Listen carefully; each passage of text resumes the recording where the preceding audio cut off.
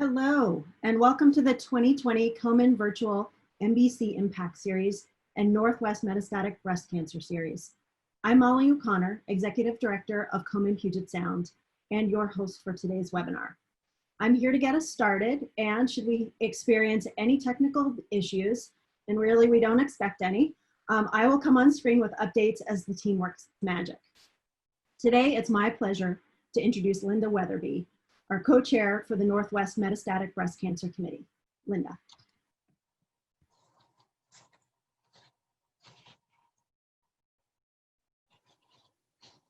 Thanks, Molly. Thanks everybody for joining us for the 2020 Northwest Metastatic Breast Cancer Series, which also happens to be the kickoff event of the Komen Virtual MBC Impact Series for patients this fall. I'm Linda Weatherby, one of the Northwest Metastatic Breast Cancer Committee co-chairs and a metastatic breast cancer patient now for almost 7.5 years. My pathway to MBC was a little unusual. At age 36, with a 3- and 6-year-old, I was diagnosed with a stage 0 DCIS and had a bilateral mastectomy. Then I went on about my life raising my little ones.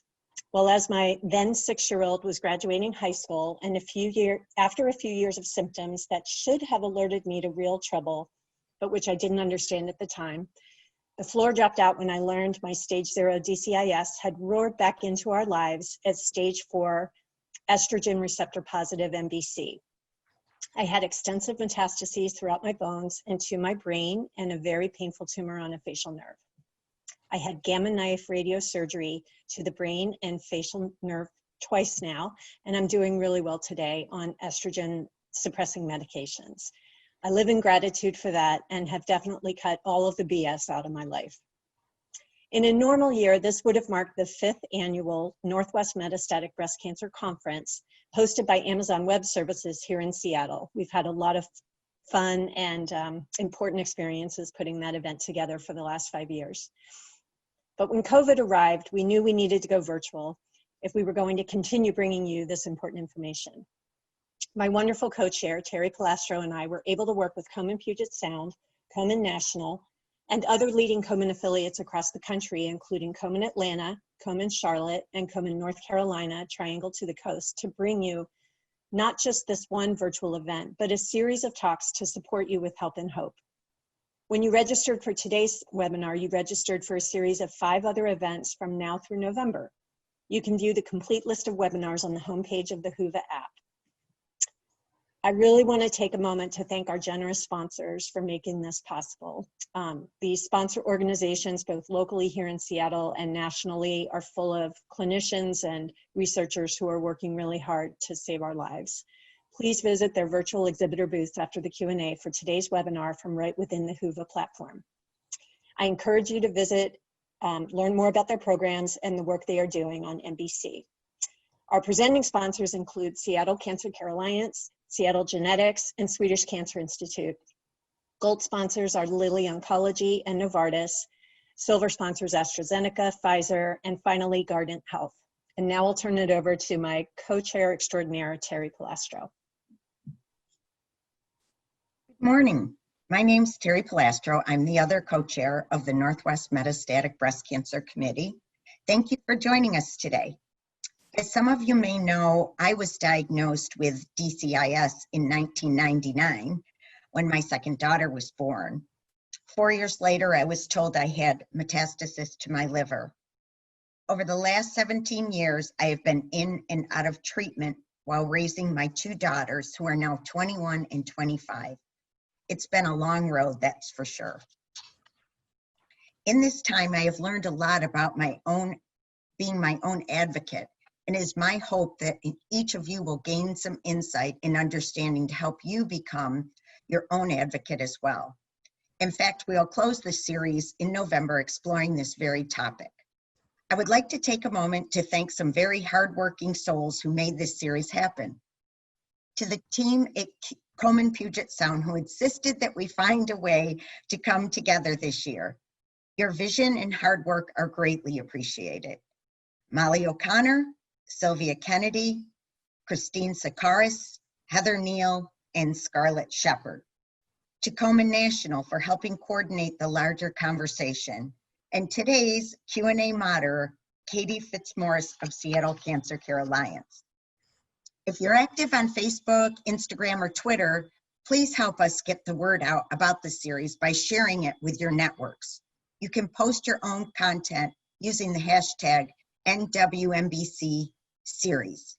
You can also share a link to a webpage with information about the series, komenps.org/NWMBC. It is with great pleasure that I introduce Dr. Julie Graylow.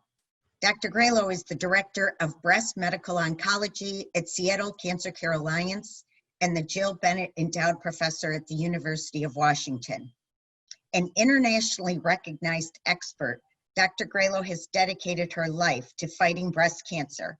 She has received awards for her research, chaired committees for numerous breast cancer organizations, and participated in expert panels looking at various aspects of breast cancer treatment and research. She enjoys helping breast cancer patients take control of their health through cutting-edge treatments, education, exercise, nutrition, and a positive mental attitude.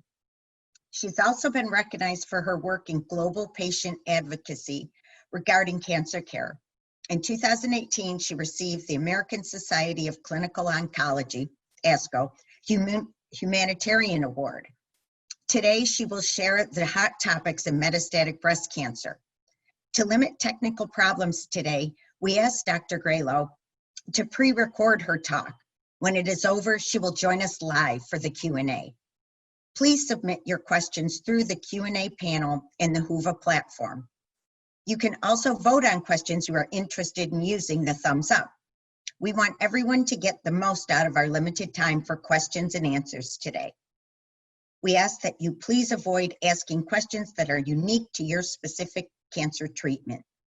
Please keep in mind that Dr. Graylow will not provide medical advice during this question and answer period. Lastly, we know Dr. Graylow's talk will be full of scientific data. This is the language of metastatic breast cancer. We encourage you to print her slides, to take notes, or watch the recording again before your next visit with your doctor. Our goal is to help you ask the best questions of your care team and be sure you know the latest treatment approaches for your type of MBC. Please join me and Linda in welcoming Dr. Julie Graylow to the screen, our medical oncologist. Thank you.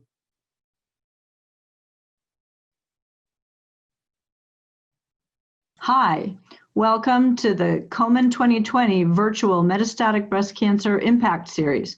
I'm Julie Graylow from the University of Washington, the Fred Hutchinson Cancer Research Center, and Seattle Cancer Care Alliance here in Seattle, Washington. And this Hot Topics in Metastatic Breast Cancer is hosted by Komen Puget Sound. Let's start with the first hot topic. Breast cancer is not one size fits all. We're increasingly learning that the genes and the proteins that are involved in the progression of cancer are different for virtually every breast cancer when we look hard enough. So changes in genes occur either due to our inheritance or due to external exposures, internal exposures, and all of those changes in the genes lead to cancer. A normal cell becomes a cell that can divide and spread. And what you're seeing here is a heat map of genomic profiling, and it's showing a bunch of different breast cancers, and it's looking at a bunch of different genes. If you see red, those genes are turned up compared to normal cells, and you can see patterns here. We see maybe 4 or 5 different patterns that are showing up in these breast cancers, and those relate to the different prognostic categories of breast cancer, the luminal A, luminal B, HER2, basal type of categories. And even within those categories, you can see that they're not all the same. So the key hot topic point here is we've got to look in detail at each individual cancer as well as each individual patient in order to define the best treatment, because not all cancers are the same and not all patients are the same. Next hot topic, let's talk about estrogen receptor targeted agents. We've got now targeted agents outside of estrogen receptor that have been combined with endocrine therapy targeted to estrogen receptor to kind of enhance the effectiveness, reduce resistance, prolong the responses. So our typical endocrine or estrogen targeted therapies include aromatase inhibitors if you're postmenopausal, ovarian suppression if you're premenopausal, a class of drugs called SERMs, selective estrogen receptor modulators like tamoxifen, and then another group called SERDs, the selective estrogen receptor downregulators or degraders. A drug called fulvestrant or Faslodex is in that category. We've been using these drugs for a long time, but the hot topic is now looking at the complicated cancer cell, seeing the estrogen receptor and all the other pathways that are entwined in terms of signaling through that estrogen pathway, and combining therapies that block things in other pathways that interact with estrogen receptor pathways. So for example, we have cell cycle inhibitors, CDK4/6 inhibitors, such as palbociclib, ribociclib, abemaciclib, now all approved in combination with these different endocrine therapies in the treatment of metastatic breast cancer. We have an mTOR inhibitor. mTOR is one of these intersecting pathways you can see here, called everolimus or Afinitor, that's approved in combination with endocrine therapy. And the new kid on the block is a PI3 kinase inhibitor called alpelisib or Piqray, that's just been approved in the past year and a half, that's shown benefit in combination in metastatic estrogen receptor positive breast cancer in prolonging responses, improving outcomes. And I'll just show you the trial that led to the approval of alpelisib or Piqray. This was a trial that was published last year looking at postmenopausal, metastatic, estrogen receptor positive, HER2 negative breast cancer. And everybody got fulvestrant, Faslodex, which is that SERD, the selective estrogen receptor downregulator. And patients were randomized to get this PI3 kinase inhibitor, alpelisib, or a placebo. Now, they also looked at PI3 kinase mutations, and they enrolled all comers, but they found that about 60% of the tumors in these ER-positive, HER2-negative breast cancers had mutations in PI3 kinase. The results showed that progression-free survival, meaning how long you go before the tumor is resistant, as well as response, were improved by adding alpelisib, but only in that 60% that had PIK3CA or PI3 kinase mutated breast cancers. The toxicities of this drug include high blood glucose or hyperglycemia, which has to be monitored, rash, for which we frequently give some antihistamines, diarrhea, and a little bit of inflammation of the lungs, pneumonitis. And the FDA approved alpelisib in combination with fulvestrant in May of 2019. So next hot topic, mutations in the estrogen receptor gene. So the estrogen receptor gene is also known as ESR1. And we know that when you're first diagnosed with a breast cancer that's estrogen receptor positive, it's very rare to see a mutation in the estrogen receptor gene. But over time, as tumors are exposed to endocrine therapy, especially in the metastatic setting where you might get several different anti-estrogen therapies, estrogen receptor mutations develop, and they're associated with resistance, especially to aromatase inhibitors. And we found that ESR1 or estrogen receptor mutations can be found in 20 to 40% of metastatic ER-positive breast cancers that have had prior anti-estrogen treatment. Breast cancers with ESR1 mutations do seem to have benefit with fulvestrant, however. So they might be resistant to one class of endocrine agents, the aromatase inhibitors, but maybe more sensitive to these SERDs, the selective estrogen receptor downregulators.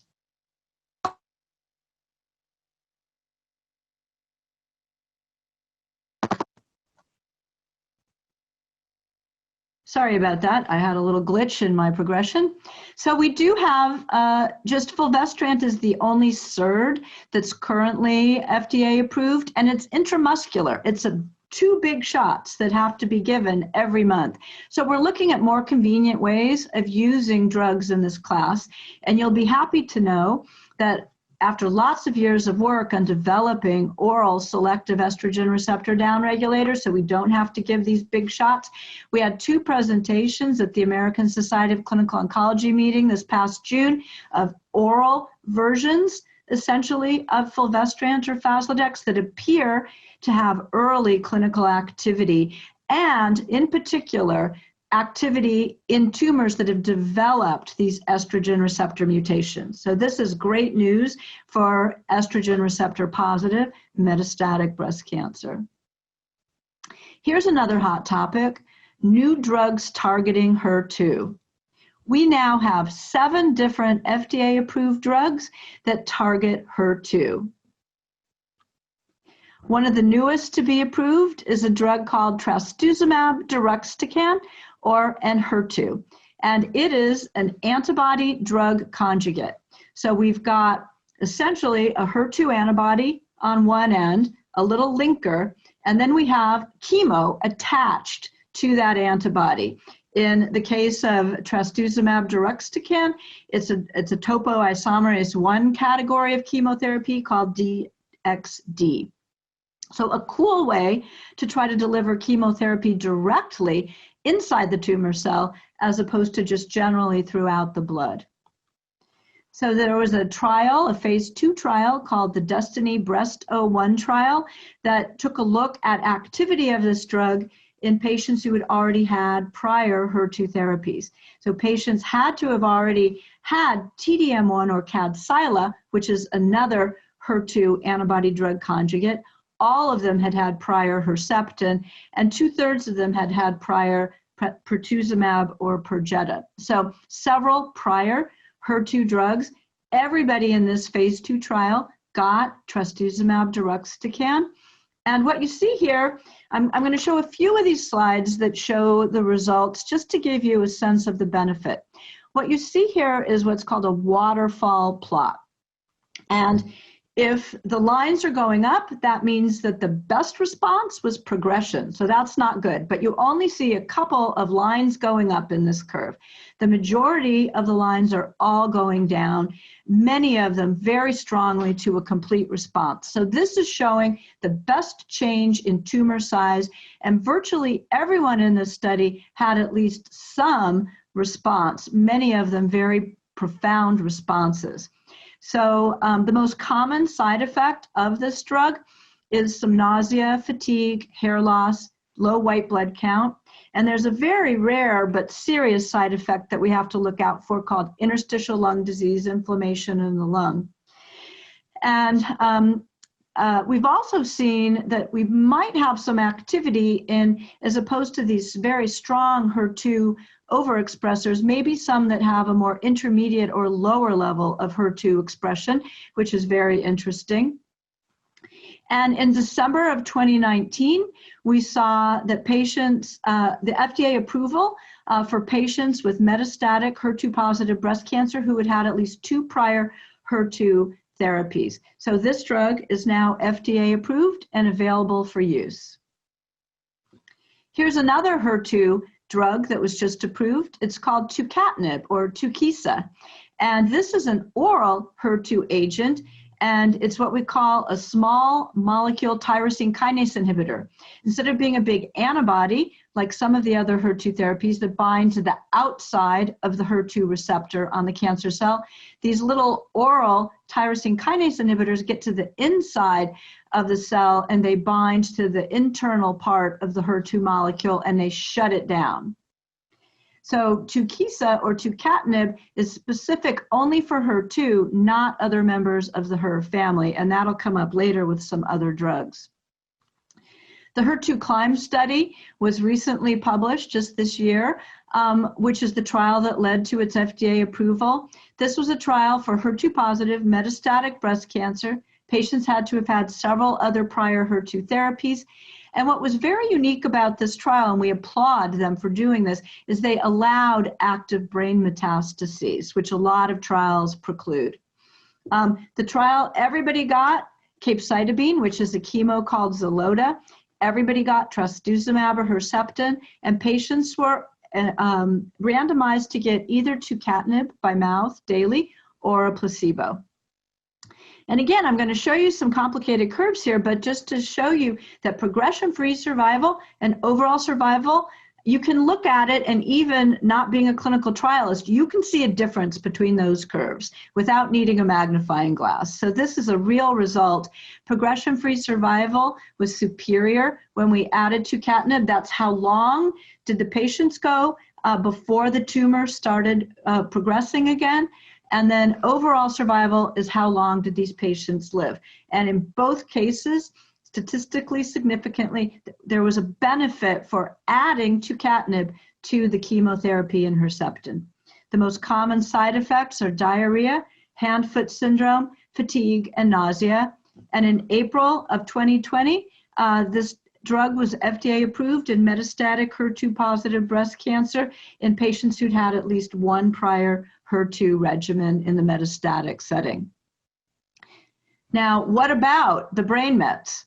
What we saw was that in the 47% of patients in the study who had brain mets, it also offered benefit. So of those, almost half of the patients who had brain mets, about 60% the brain mets had been treated and were stable, but 22% they hadn't been treated at all, and in another 18% they'd been treated previously, but they were now progressing. So about 40% of patients had progressing brain mets in this trial, and even in that subgroup, we see a strong benefit for the addition of Tucatinib. Now, these small molecules, the oral agents like Tucatinib, they get into the blood-brain barrier, across the blood-brain barrier into the brain a lot more easily than these big antibodies against HER2. So that's why this study was done, and they enrolled this brain cohort. And then what we saw just recently in June at the ASCO 2020 meeting was not only did patients with brain mets go longer without progressing, but they actually lived longer as well when we added Tucatinib. So exciting news for HER2-positive patients overall and those with brain mets. Now here's another tyrosine kinase inhibitor, an oral drug against HER2. This drug's called Neratinib or Nerlynx, and it's not specific for HER2. It also binds to HER1 and HER4, so it's kind of a pan-HER inhibitor, and that contributes mostly to toxicity because targeting HER1 can add some rash and some diarrhea. So the trial that led to the recent approval of Neratinib in metastatic breast cancer was called the NALA trial. You see the schema here. Everybody in this trial got Capecitabine or Xeloda, the chemotherapy agent. Half the patients got Lapatinib or Tykerb, which is another older oral HER2 agent, and half the patients got Neratinib, again, the newer oral pan-HER tyrosine kinase inhibitor. And what we saw was, again, now with respect to progression-free survival, you see a separation of curves. For overall survival, which is how long you live, there's not as much of an obvious difference.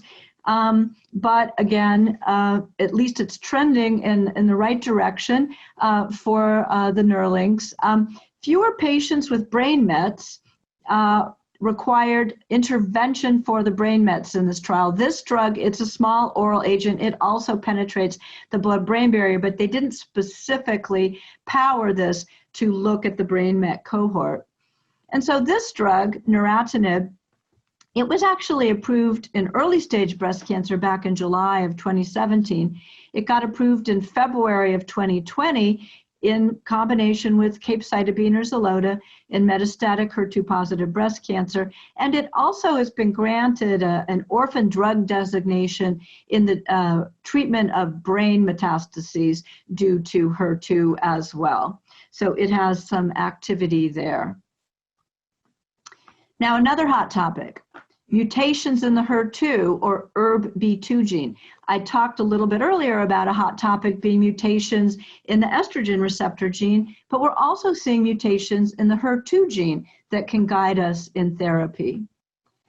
And What we know is in HER2-positive breast cancer, meaning that the protein is overexpressed on the cell surface and the gene is amplified in the DNA, that HER2 mutations are only seen in about 1% of breast cancer patients that are HER2 positive at the time of their diagnosis, but after they've received multiple HER2 treatments, they can evolve, and up to 12% of patients with metastatic HER2 breast cancer after multiple treatments can develop HER2 mutations that are activating mutations that can be resistant to the HER2 antibodies, but probably in early studies looking like they may be more sensitive to those oral tyrosine kinase inhibitors that we talked about. Now, what's fascinating is that we also see HER2 activating mutations in HER2 negative metastatic breast cancer. So technically, by our criteria of looking at the protein on the cell surface or the number of copies of the HER2 gene, these are HER2 negative cancers, but we can see that the HER2 gene can get activated, and that causes uncontrolled cell growth. And some early data suggests that, again, those small HER2 tyrosine kinase inhibitors, like Neratinib in particular, can be effective even in HER2 negative metastatic breast cancer if we see one of these activating mutations. And fascinatingly, at least one study says in a recurrent invasive lobular that's HER2 negative, that these activating mutations might be present almost 8% of the time. And this study, called the Summit study, looked at HER2 activating mutations in tumors that were HER2 negative, but had one of these activating mutations when we looked at the DNA. And in the breast cohort, again, another waterfall plot showing a majority of the cancers did respond to Neratinib or Nerlynx as a single agent if they had one of these HER2 activating mutations, but they were technically HER2 negative. So something very interesting, and something, this trial is ongoing, collecting more patients that we're going to need to explore further. Next hot topic. This one relates to triple negative breast cancer, and we now have an antibody-drug conjugate approved for triple negative breast cancer. And that drug is called Sacituzumab govitecan, or Trodelvy. So again, much like that Trastuzumab Deruxtecan or Enhertu that we talked about for HER2 breast cancer, this is an antibody that now this time it's targeted to something called TROP2. And TROP2 is overexpressed on the majority of triple negative breast cancers. Interestingly, also overexpressed on estrogen receptor positive breast cancers and other kinds of cancers besides breast cancer. And then this antibody brings chemo through a linker inside the cancer cell. And the chemo in this particular instance is called SN38, and it is a metabolite of a chemo agent called irinotecan, which is used in a lot of kinds of cancers. Not very often in breast cancer, not that it doesn't have efficacy, but because we've got a lot of other less toxic agents for breast cancer. But with delivery of the active metabolite of irinotecan directly inside the tumor cell, it now becomes more tolerable. So this drug was given preliminary approval by the FDA based on another phase 2 study.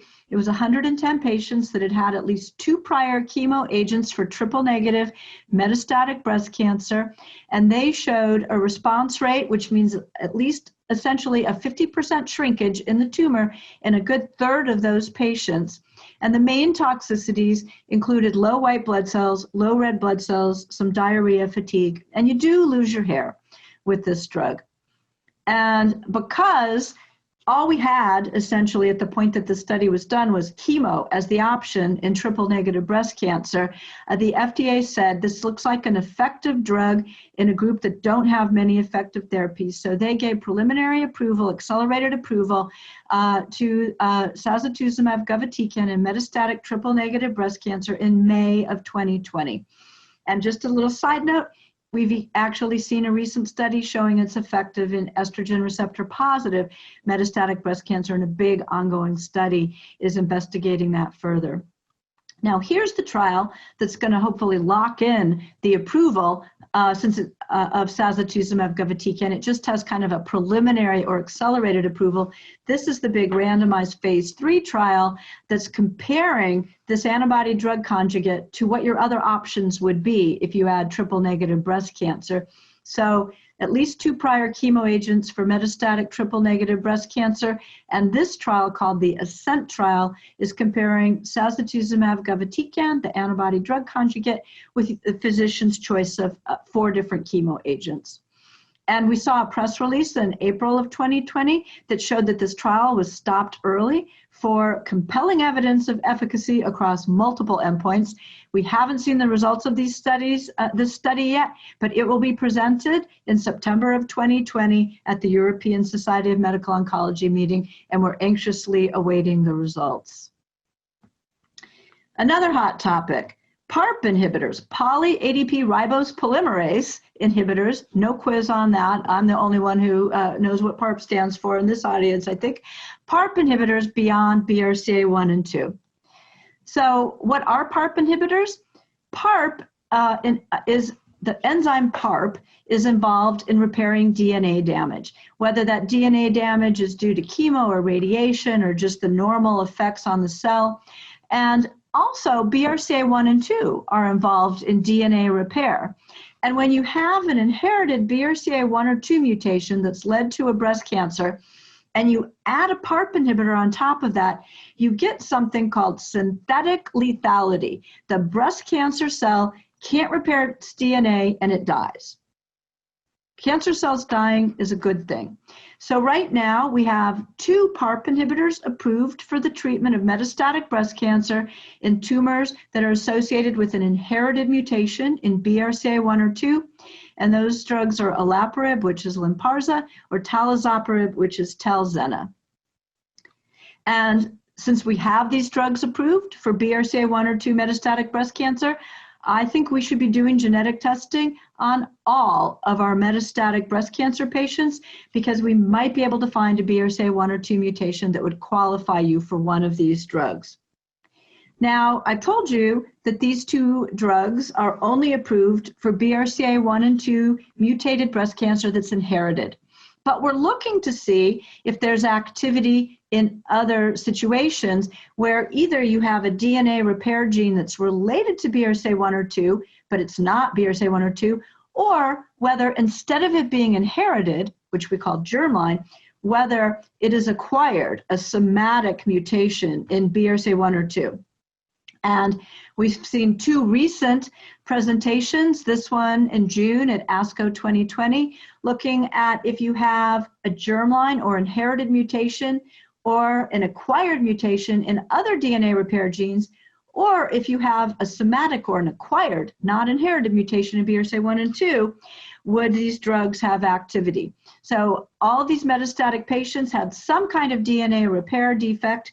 Everybody got olaparib, the PARP inhibitor, and an early presentation with just 54 patients enrolled showed that the majority either had an acquired mutation in BRCA1 and 2 or an inherited mutation in one of these other DNA repair genes, and responses were seen if the tumor had acquired, not inherited, but acquired a BRCA1 mutation, and also if you inherited a PALB2 mutation. So this study is a very early study, but we're going to continue enrolling in those specific populations. So PARP inhibitors may be active even if you don't have a BRCA1 or 2 inherited mutation. Now, also looking to see if PARP inhibitors can be active beyond BRCA1 and 2. This is a study also just presented in June at ASCO 2020, looking at triple-negative breast cancer patients where everybody gets chemo, cisplatin, and half the group got veliparib. Now, veliparib is not yet FDA approved. It is a PARP inhibitor, and it's the only one that can be safely combined with chemo to date because it doesn't have as much impact on the white cells and the red cells like the other PARP inhibitors do. And in this study, what you'll see is we tested for inherited BRCA mutations, and for those who did not have an inherited BRCA mutation, the triple negatives, we performed this, what we called a BRCA-ness kind of assay. We looked at other features that might make the tumor act more like a BRCA cell as opposed to a cell that didn't have a DNA repair defect. And so we classified about half of the triple negatives that didn't have a BRCA mutation into the BRCA NEST group and about half into the non-BRCA NEST group. And what we saw in terms of response was that in that half of triple negative that didn't have an inherited BRCA mutation but had some evidence of DNA repair defects, there was a benefit for adding this PARP inhibitor veliparib to chemo. More to come on this. Next hot topic, one of the last, immunotherapy. We're excited about the addition of immune checkpoint inhibitors in breast cancer, but to date we've only seen benefit in triple negative breast cancer. We do have an approved immune checkpoint inhibitor in immunotherapy called atezolizumab or Tecentriq, and we've got some promising data in a trial with pembrolizumab or Keytruda. Side effects of these immune checkpoint inhibitors, all my patients want to get immunotherapy, but when you unleash the immune system to try to attack the tumor cell, it also can attack all your normal tissues. And so we can see toxicities to almost all our organs. One of the most common being our thyroid gland, but also our lungs, our colon, our skin, adrenal gland, liver, pituitary gland. So we've got to be careful about these drugs when we unleash the immune system. This is the trial that led to the approval of atezolizumab in metastatic breast cancer, and everybody got nab-paclitaxel, which is a version of Taxol that is kind of has a nanoparticle coating where you don't need steroids, and half the patients got atezolizumab added to that chemo. And what we saw was both progression-free and overall survival were improved in these triple-negative patients if the immune cells associated with the cancer expressed something called PD-L1. That was about 41% of the patients in the study. So the FDA approved atezolizumab in PD-L1 positive metastatic triple negative breast cancer in March of 2019.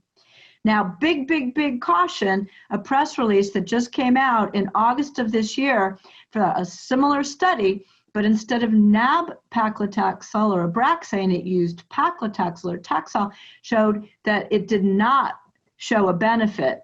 And the main difference here is probably because you use steroids. There may be some other differences, but my hypothesis is because you shouldn't use steroids because they suppress the immune response. We'll see if my hypothesis pans out as to why Taxol, where we usually use steroids, this was not an effective combination, but Abraxane, where you don't need to use steroids, it was. So this Impassion 131 trial will be presented in September at the European Society of Medical Oncology meeting, and then we'll try to sort out why it was not effective with Taxol, but it was with Abraxane.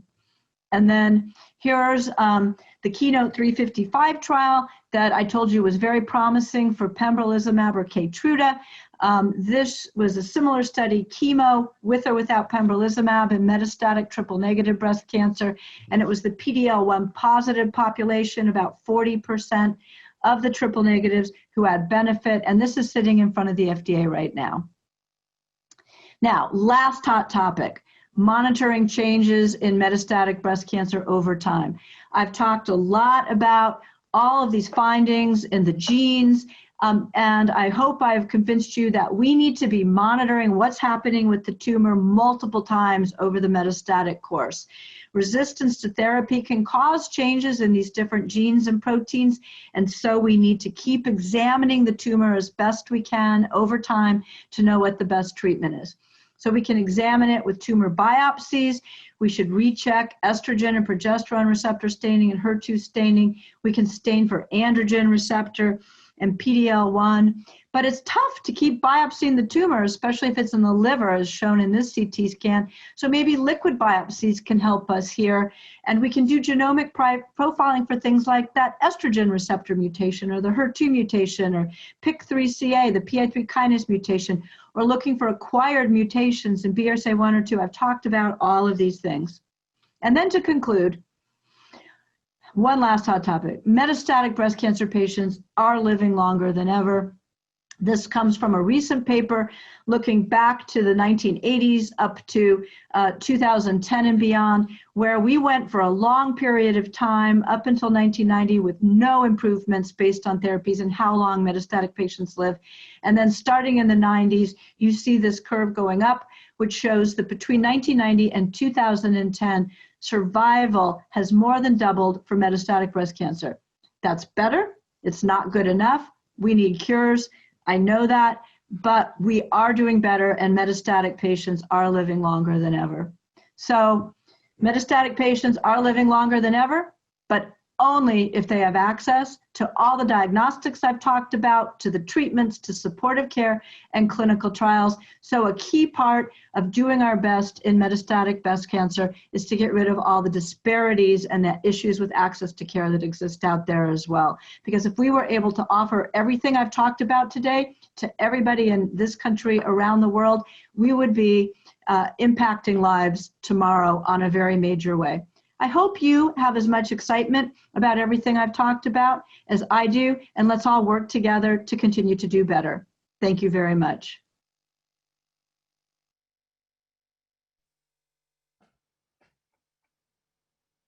Thank you, Dr. Grillo, for that thorough and thoughtful presentation on hot topics in metastatic breast cancer. We have a lot of questions filing in, so we'll just get right to it.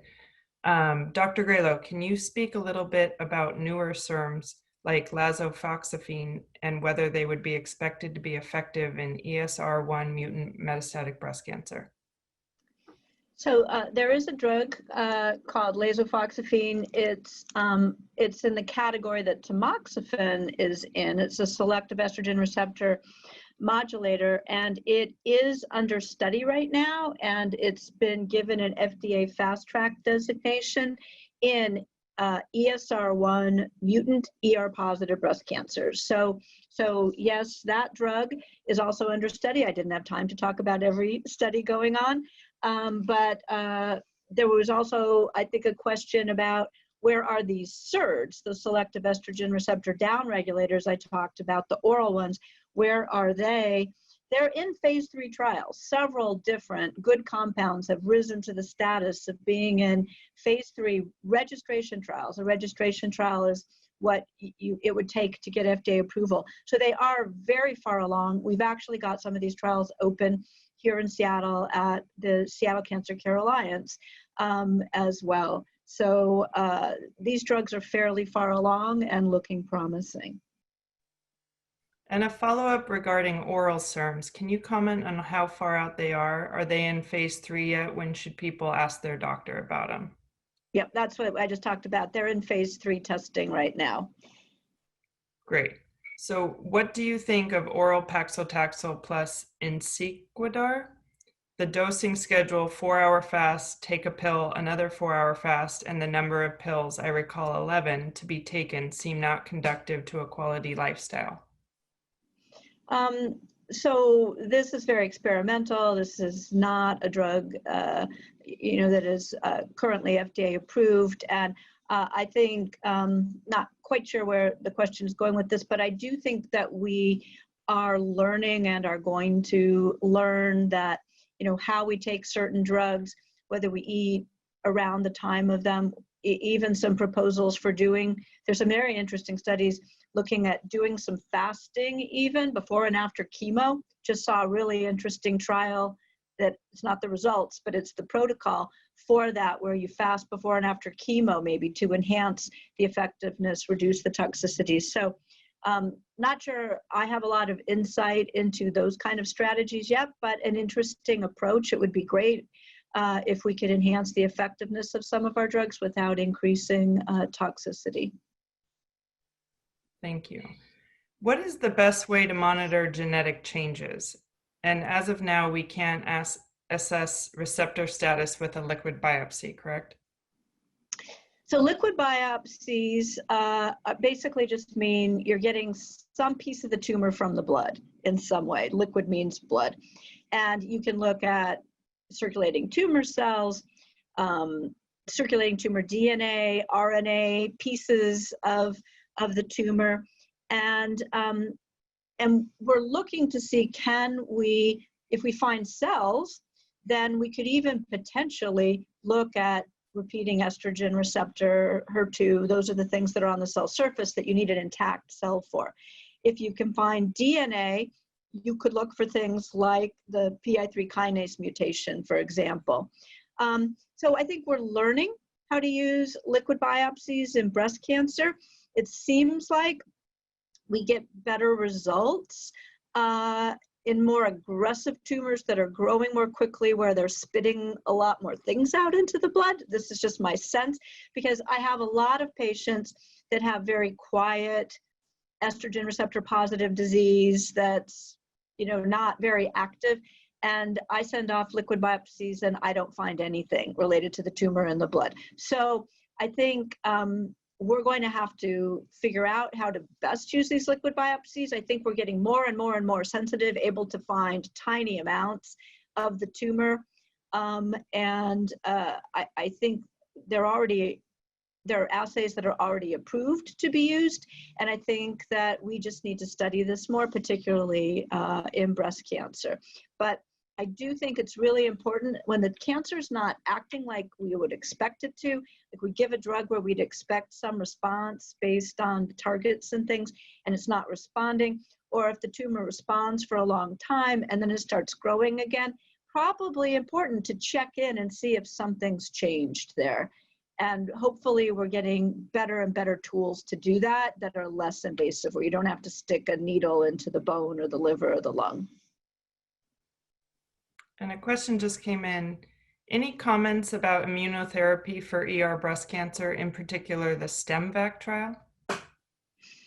So to date, the immune checkpoint inhibitors, which are the antibodies like the ones I talked about, we've done trials in estrogen receptor positive breast cancer, but have not really seen responses to date. So that's why we've pursued these drugs in triple negative. There was a specific question about a vaccine that's under study through the University of Washington tumor vaccine group, a STEMVAC vaccine. We've been studying vaccines for quite a while. We've got a great tumor vaccine group here at the University of Washington. So I think we need to enroll in trials to understand how these drugs work. I think they're going to work best, not in actually treating visible aggressive disease, but potentially in alerting the immune system so that if the tumor kind of started to come back, it would recognize it early. That's how vaccines work in infectious disease. You know, we don't use them to treat you when you have measles. We use it to catch it early and try to have an immune response set into place so that it shuts it down before the measles actually takes over the body. So vaccines are interesting, lots of trials. I'd encourage you, if there's a trial available, to enroll so that we get answers to these questions. How often should patients be requesting liquid or tissue biopsy? Should they be repeated for possible changes? What if you get an insufficient sample result? When to try again? Yeah, well, as I said, it's not uncommon to get these insufficient results, especially if the tumor is kind of a quiescent tumor, not growing very fast. You know, and there's also the insurance, the question of, is your insurance going to pay for it, especially when you do it repeatedly? So, so there's the, in an ideal world setting, which would be, we'd be looking all the time. And then there's the practicality setting of, these are expensive tests, and insurance isn't going to pay for them being done every couple months probably, unless we really, you know, prove that it changes outcome. So I think we've got to have a compromise. I think if I send off a liquid biopsy and we don't see anything from the tumor, and I really want the information because the tumor's progressed and I want to look at a next therapy, then I'm going to look for sites to actually do a needle biopsy where I know I'm going to get a lot more tumor, at least at that point. So this is a promising area, but we're not in prime time yet. We're still trying to figure out, how do we do this? How do we do it cheaply so that we can do it frequently and not bankrupt the whole system, but maximize our benefit to the patient. A question just came in. They're starting to hear about ER positive low or HER2 low. Can you explain what that means? Well, the American Society of Clinical Oncology and the College of CAP, the College of American Pathology, came up with a new guideline for how we report estrogen and progesterone receptor recently. And they actually stated that there's a new category that where if 1 to 10% of your tumor cells express estrogen or progesterone receptor, we're now supposed to call that ER low. So we're going to need to figure out what that means. We've always known that tumors that have very high levels of expression of estrogen and progesterone receptor respond much better to anti-estrogen therapy. So now that we have this category where we can track the ER lows, we're going to be better able to understand just how much benefit do these low ER expressing tumors get from our endocrine therapy. With respect to HER2, it can be tested for by looking at the amount of protein on the cell surface, and that's either 0, 1 plus 2 plus 3 plus, or it can be looked at the number of copies of the HER2 gene that have been amplified within the DNA itself. And I think in referring to what might be a HER2 low, we have this HER2 1 plus 2 plus, where there's a bit of HER2 expression on the cell surface, but it's not overexpressed in a way where we've proven that HER2 therapy makes a difference. So for the HER2 positive, we would go and look at the gene copy with the FISH test and define whether we really think it would benefit from HER2 therapy. But as I said, for example, that Trastuzumab, Deruxtecan, the Enhertu, there's been some hints in some early studies that those 1 plus 2 pluses might actually benefit. There's enough HER2 on the surface that you can get this antibody-drug conjugate inside and get the tumor inside, but maybe not enough of it that it's driving the cancer cell so that just giving typical HER2 antibodies would have an impact, if that makes some sense. A lot of work going on there. Get back to my very first hot topic. Breast cancer is all different. If you look hard enough, every single breast cancer is different, not the same. Absolutely. So can you comment on when to seek a trial and how to ask a doctor for help? Should people be seeking trials if they are stable? Well, I think there are trials for people who are doing well, and that would be trials, for example, like vaccine trials, where I've said it's actually probably better at preventing the tumor from growing back again. So I think it's always the right time to ask about trials. I think that's the only way that we make progress and answer questions. I think, in some of the outbreak groups and all that we have available across this Komen Impact series, and actually after this Q&A session is done, you'll be able to go into some of the other breakout sessions on HUVA and I think ask some questions about clinical trials. So it's always the right time to ask about a clinical trial. I mean, frankly, we need to be doing clinical trials until we have 100% cure in everybody, right? And any news on inherited CHEK2 mutation? So really no, nothing in the last couple of years. In the TBCRC 028 trial, the trial that was looking at these other DNA repair genes that can be inherited or acquired, we just really didn't get many of those patients, so couldn't really comment on that.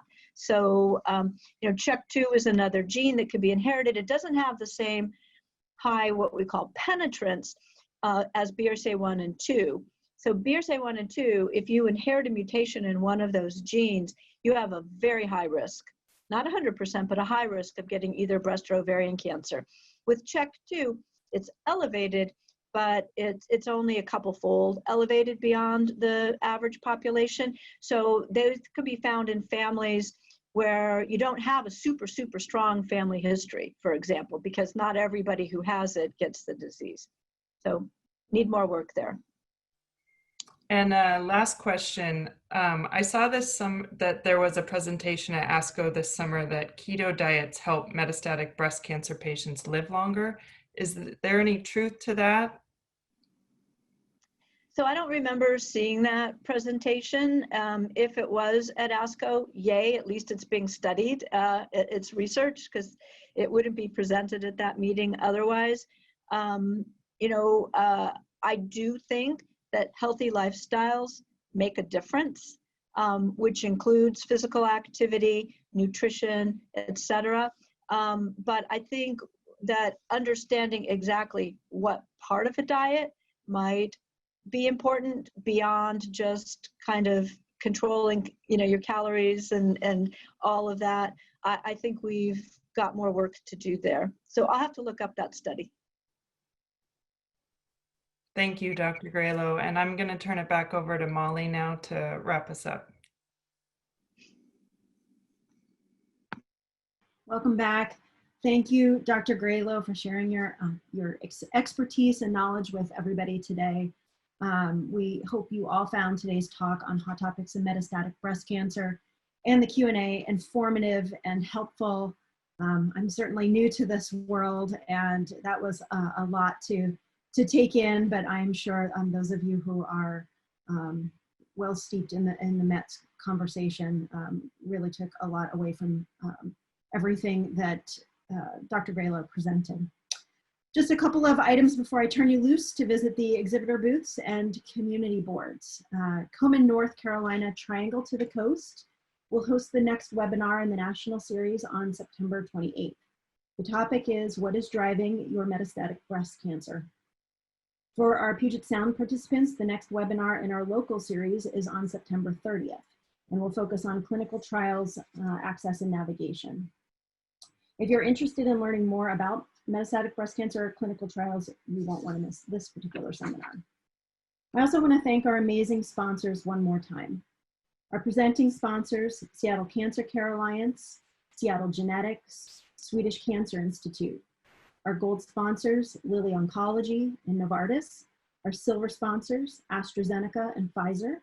And supporter sponsor, Guardant Health. Finally, I again want to express so much gratitude to Dr. Graylow today for her presentation and her time. Our Q&A moderator, Katie Fitzmaurice, our event co-chairs, Linda Weatherby and Terry Palastro, the teams at Komen Puget Sound and Komen National, and each of you. The series is for you, and we hope you feel it was time well spent. We encourage you to visit the virtual exhibitor booths and to see what the event sponsors have to share with you. You can also visit the community boards, which are open 24/7, and a great opportunity for you to stay connected to other attendees and discuss metastatic breast cancer issues. This concludes today's program. And on behalf of Komen Puget Sound, I thank you for spending some of your day with us. We look forward to having you with us at the next webinars. Stay safe, stay connected, and have a great day. Thanks.